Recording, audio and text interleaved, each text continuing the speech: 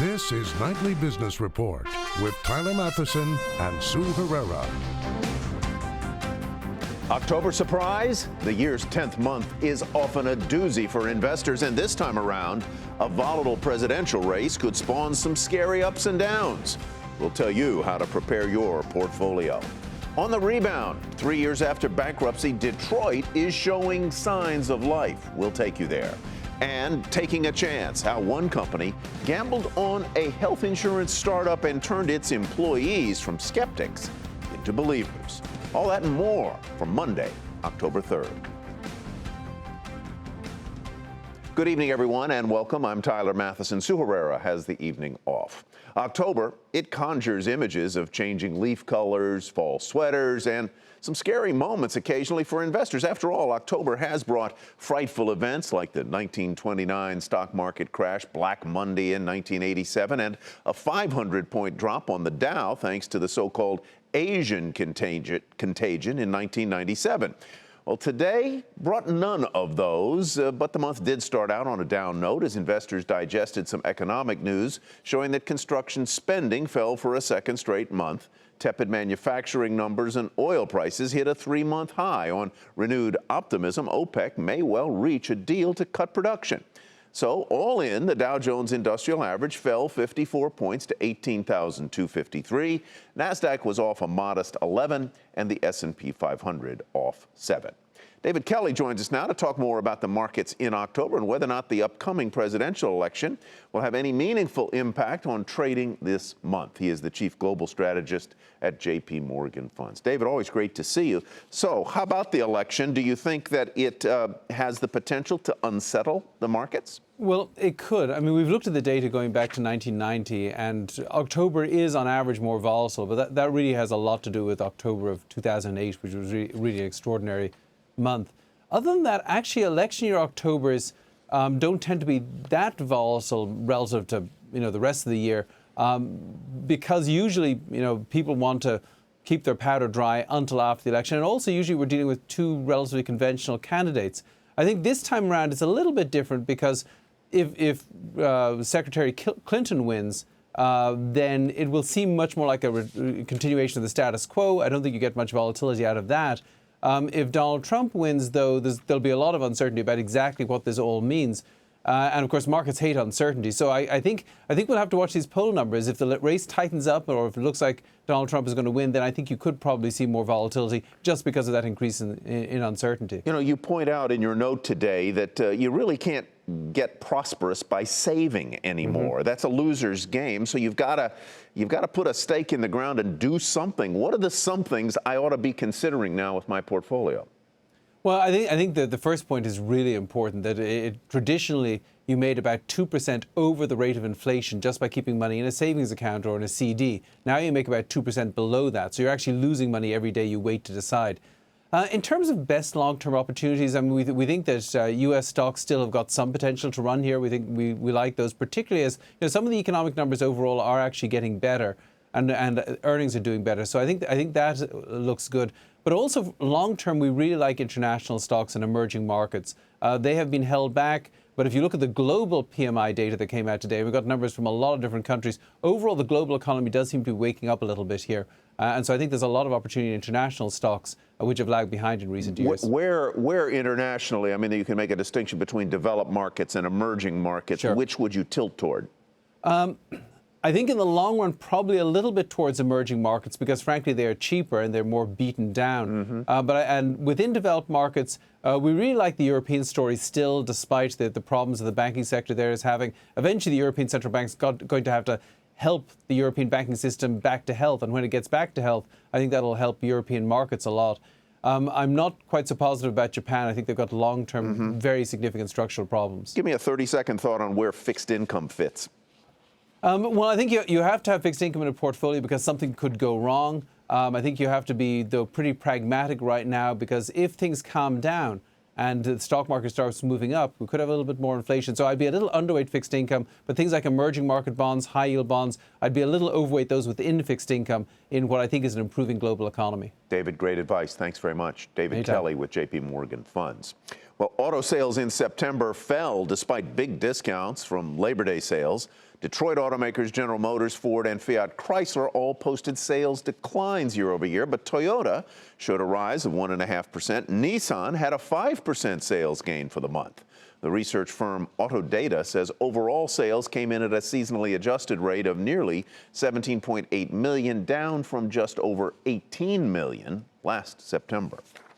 Well, the fake accounts scandal continues to plague Wells Fargo. Today, the state of Illinois says it will suspend $30 billion worth of investing business with the bank for 1 year. Last week, California also suspended its relationship with the bank for a year. The Illinois treasurer says Wells Fargo stands to lose millions of dollars in fees from the move, and he said this might not be the end. Our next step that we're looking at is sending in our people to look at their books to make sure they're in compliance with Illinois law. And if not, we'll have real problems. Shares of Wells briefly touched a 52-week low, closing down 1% at 43.83. Well, shares of Deutsche Bank took a breather after a furious rally late last week when news leaked that a possible settlement between the bank and the U.S. Justice Department were close. Some of that enthusiasm faded over the weekend, and in fact, accusations flew at the U.S. from German politicians. Julia Chatterley has more from Frankfurt.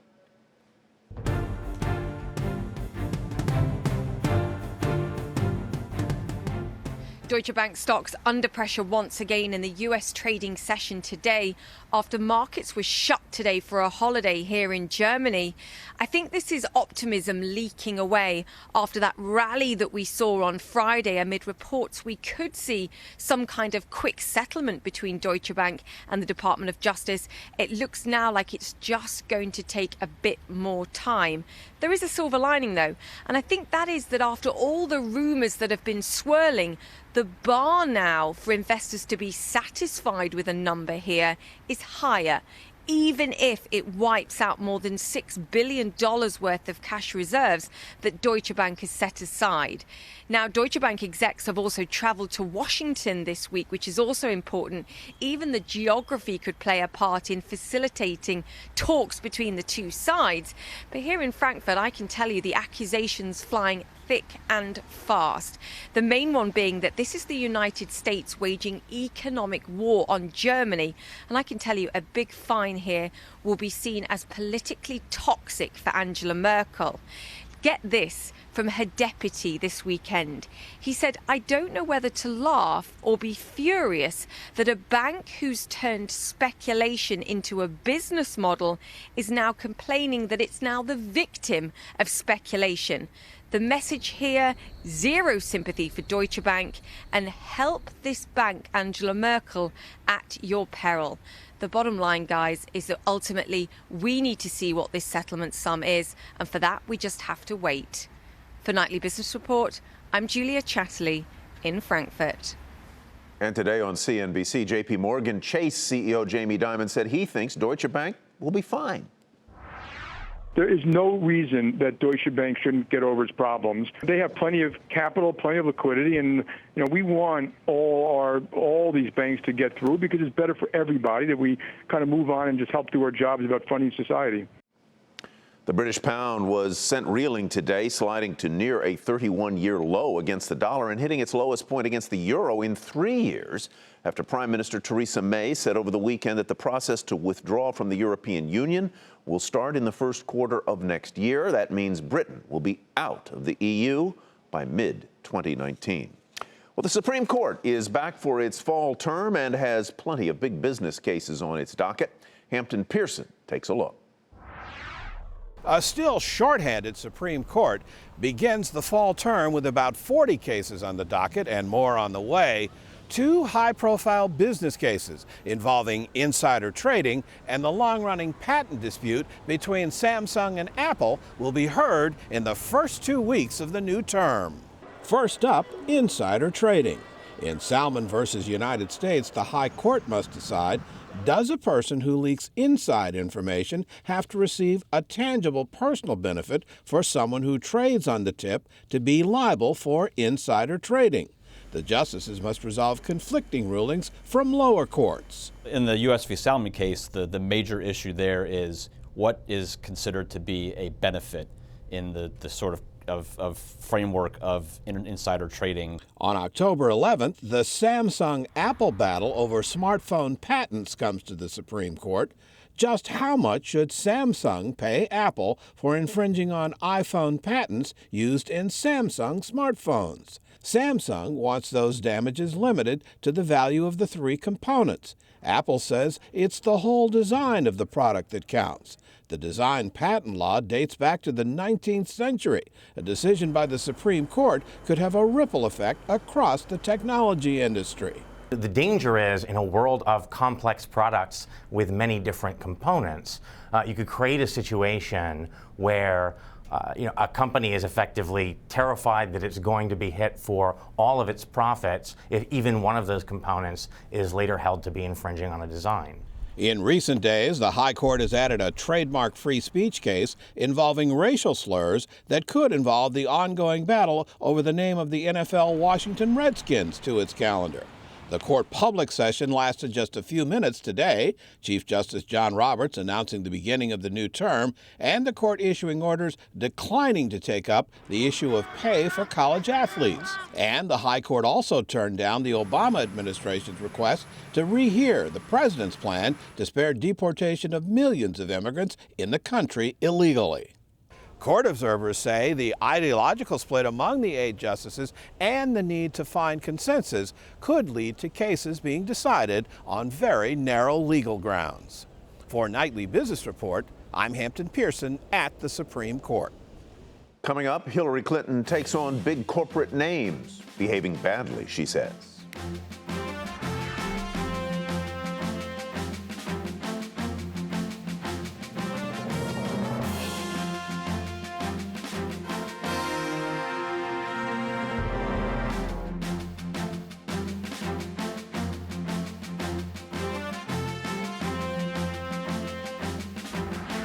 New York's Attorney General has ordered the Trump Charitable Foundation to stop fundraising in the state immediately. The AG's office says the foundation is not properly registered to do so and has 15 days to supply the delinquent paperwork. The Trump campaign says it is concerned about the political motivations behind the investigation, but the foundation will fully cooperate. Well, over the weekend, a New York Times report said Republican presidential nominee Donald Trump claimed a tax loss of nearly $1 billion back in 1995. The Times said that loss could mean he paid zero federal income tax for nearly 2 decades. The move is legal and eye-opening. Robert Frank explains how the tax code can turn losses into gains. When most taxpayers lose money or income, they never get it back. But Donald Trump's latest tax controversy shows that for certain wealthy taxpayers, a loss can actually be a gain. The New York Times reporting over the weekend that Trump reported a net operating loss of $916 million in 1995, which he could then use to erase income taxes on up to $916 million in earnings over 18 years. And it's all perfectly legal. And it's thanks to a little-known but very lucrative part of the tax code called the net operating loss, or NOLs. Now, NOLs were first enacted in 1918, and it only applied to 2 years of income at that time. The idea was to allow businesses to report a loss in one part of the calendar year that they could then make up in the next part of the calendar year. So NOLs allowed them to smooth over their tax payments. But over the years, it's expanded and exploded in size. In 1995, taxpayers could deduct losses for 18 years. Now it's more than 20 years. Taxpayers claimed about $50 billion in NOLs in 1996. In 2014, that number had ballooned to nearly $200 billion. The losses are helpful to the wealthy and wealthy business owners like Trump, whose company and income taxes flow through their personal income tax returns. Taxpayers can only apply these losses to companies they own or control, like LLCs, S-corps, and C-corps. And this is not to be confused with investment losses, which can only be used to offset capital gains, but can only reduce your personal income tax by a maximum of $3,000. But real estate developers like Trump have found ways to turbocharge the NOL provision. Designated real estate professionals like Trump can deduct multi-million-dollar interest payments on their building loans and the depreciation of their real estate, so they can report large paper losses while making huge incomes. Now, while use of NOLs is not uncommon among the wealthy, the magnitude of Trump's losses are almost unheard of.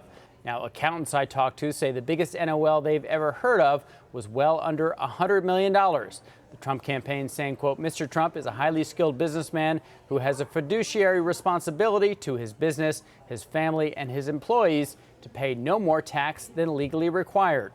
Now, we still don't know exactly how Trump generated the loss, and given that he's refused to release his returns, we may never have an answer to that question. For Nightly Business Report, I'm Robert Frank. Democratic nominee Hillary Clinton took on what the campaign calls bad actors, companies like Mylan with its EpiPen price increases, and, of course, Wells Fargo. Look at Wells Fargo. Really shocking, isn't it? One of the nation's biggest banks, bullying thousands of employees into committing fraud against unsuspecting customers. It is outrageous that 8 years after a cowboy culture on Wall Street wrecked our economy, we are still seeing powerful bankers playing fast and loose with the law. Eamon Javers joins us now from Washington. Eamon, what specifically did Ms. Clinton propose today? Well, she did a couple of things, Tyler. One is by bringing up Wells Fargo, which is a scandal that's been in the news recently, but that a lot of Americans won't have heard of. She was able to tie that back to 2008, which is a scandal that a lot of Americans will definitely have heard of and are still feeling some pain from, and really hammer home that point politically. But in terms of the specifics, she raised a number of specific ideas that she'd like to see, including getting companies to do more profit sharing with their employees, and also taking on this idea that companies are able to force employees and customers into arbitration instead of into the courts. That's something she would like to change. We have a soundbite of what she said on that point, and here it is. We are not going to let corporations like Wells Fargo use these fine print gotchas to escape accountability. And in fact,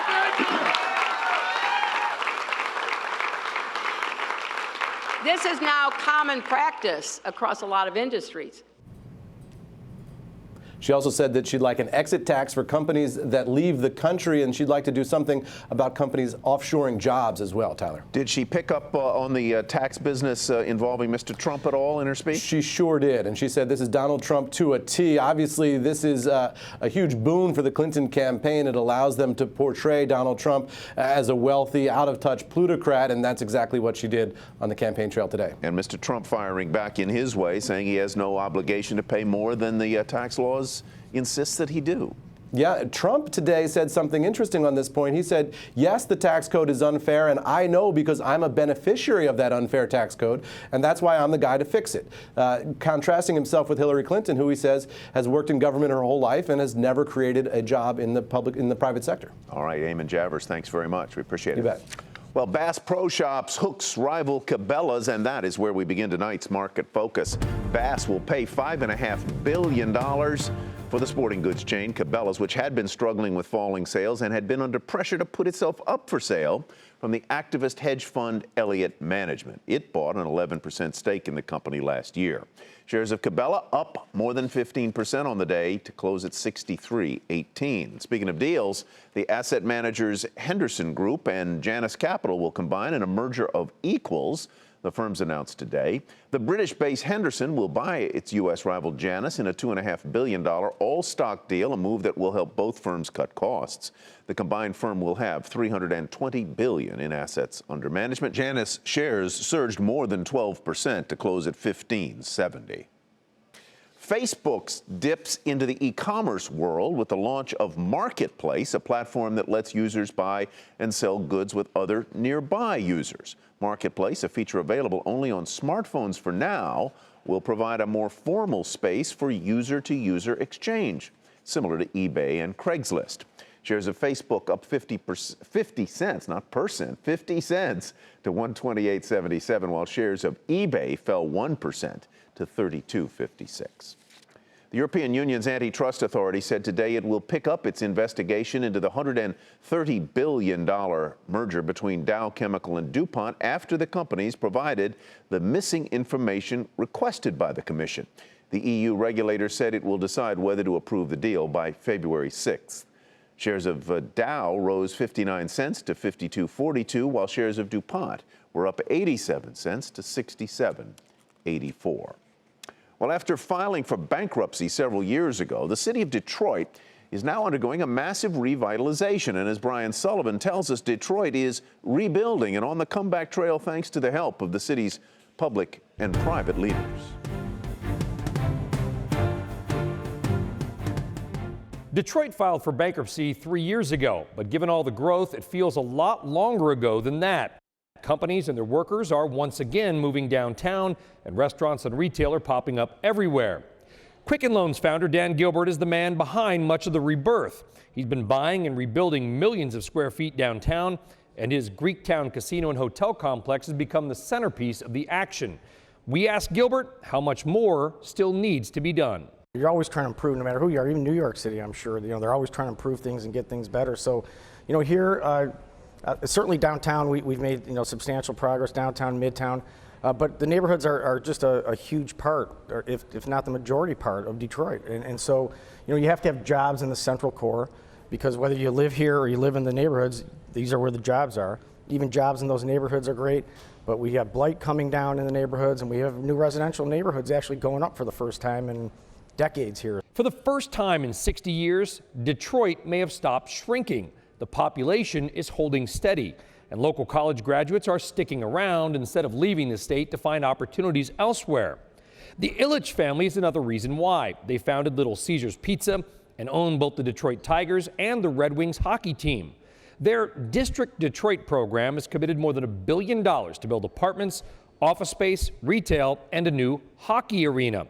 And Illich says there's a chance the Detroit Pistons basketball team could also be moving downtown. I hope it happens and hope to, I hope he's got something to announce before long. But all this development hasn't come without criticism.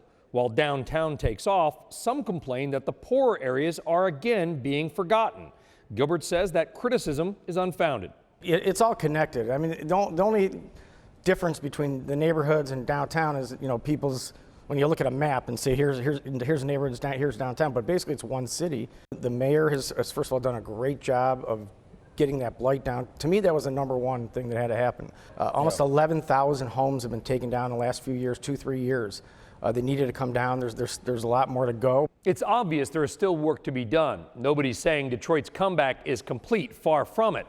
But for the first time in a long time, it's beginning to feel like Detroit's economic engine is once again firing on all cylinders. For Nightly Business Report in Detroit, Michigan, I'm Brian Sullivan. And up next, we'll show you how one startup is trying to make it easier for employees and employers to navigate company health plans.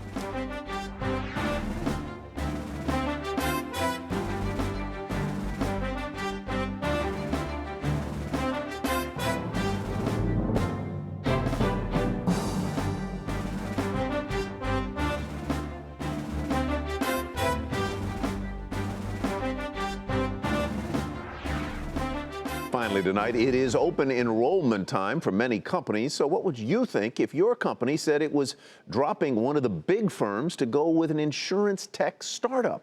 As Bertha Coombs tells us, one video game maker did just that and loved it. The only thing I would change there actually is Gina Hope loves her job marketing games like Call of Duty. Her health insurance was another thing. Her child's provider was out of network. I have a son with special needs. It's a learning process every time somebody new comes into the picture. When Activision Blizzard switched to a new insurer, she mentioned to HR that once again the provider was not covered. Next thing I know, I get an email back that they had signed up my son's provider and brought them in network for me without me even asking, without me making a phone call. And this year it saved us $17,000. That kind of service is why Activision's HR chief took a chance on startup insurer Collective Health. We don't have all of the muscle power like a Microsoft would have to push a carrier around to push them to do things that make sense to us, but I have a mentality that we deserve that kind of treatment. Launched in 2015, the San Francisco-based benefits manager uses a data-driven platform to make managing health benefits easier for both employees and HR departments. We have the luxury of starting from scratch, and we can create a system that's built on modern software that allows us to create that member experience that feels like the best of consumer tech products. They also have the luxury of just focusing on benefits because they pay larger insurers like Blue Cross to use their medical networks. That allows Collective Health to focus on using its data to help its clients better understand what's happening with their health and wellness benefits. Like a lot of self-insured companies, Activision Blizzard offers its employees dozens of wellness programs. Collective Health helps them weave them all together in order to make them more effective. So if we get somebody who we recognize from our claims data, looks like they're going to have a major surgery coming up, we can direct them to get a second opinion. Their old insurer was not as proactive. Our healthy pregnancy utilization is triple what it was under our conventional carrier's watch. I know that the cost of members that are continuously engaged is actually lower per year by about $800 per member that's continuously enrolled in our Healthy Incentive Program. But maybe the biggest payoff? I've never raved about my insurance previously, but it just that they treated me like a person and that my situation was unique and special. For Nightly Business Report, I'm Bertha Coombs. And that is Nightly Business Report for tonight. Thanks for being with us. I'm Tyler Matheson. We appreciate your viewing. We'll see you back here tomorrow.